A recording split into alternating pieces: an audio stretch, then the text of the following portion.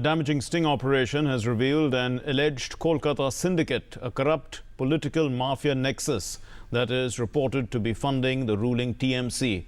This and news from other election-bound states in our special election report.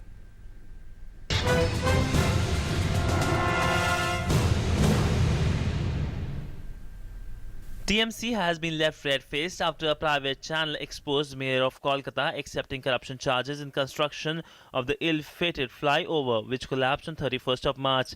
In the sting operation carried out by private TV channel Bidan Nagar, Mayor Sabyasachi Datta has triggered a massive controversy with his expose on the Kolkata syndicate, a corrupt political mafia nexus. He has allegedly said that these syndicates not only finance the TMC but also finance local raw material suppliers. Many of the syndicate members are TMC members. This revelation comes as another blow while the Mamata government is still grappling to find a convincing answer about the flyover tragedy to its voters. BJP has raised the matter with the Election Commission and has complained about the corruption. The party has also sought a clarification from the Chief Minister of Bengal, Mamata Banerjee.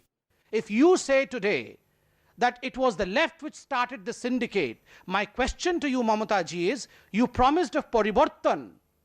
Eita ki paribartan? You are complicit in what happened in Bengal.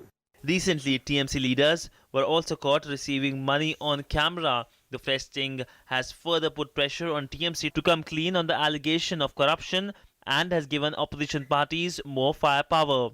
That syndicate Raj is prospering like this with the political patronage, and they seek to play an important role in the elections.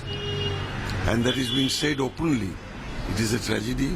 This nexus between contractors, politicians and crime syndicates needs to be broken. And therefore, the TMC government in Calcutta is culpable, it is responsible.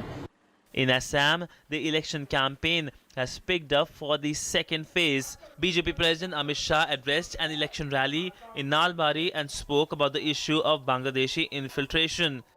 Vote bank के लिए बांग्लादेशी घुसपैठियों को आसाम में घुसने दिया और आसाम के युवा का रोजगार आज बांग्लादेशी घुसपैठी हड़प कर रहे हैं आसाम की संस्कृति को वो दूषित कर रहे हैं Kerala Congress has released the first list of 83 candidates, including Chief Minister Oman Chandi. This time around, BJP is also pinning high hopes from the state voters. दोनों वामपंथियों के सरकार से और कांग्रेस की सरकार से लोगों का मन उखड़ चुका है और एक बड़ा परिवर्तन केरल में आपको इस बार देखने को मिलेगा. Meanwhile, Chief Election Commissioner Naseem Zaidi reached Puducherry on Tuesday to take stock of the poll-related preparation. The Election Commission would also review the preparedness for the 16th May Assembly elections in Tamil Nadu.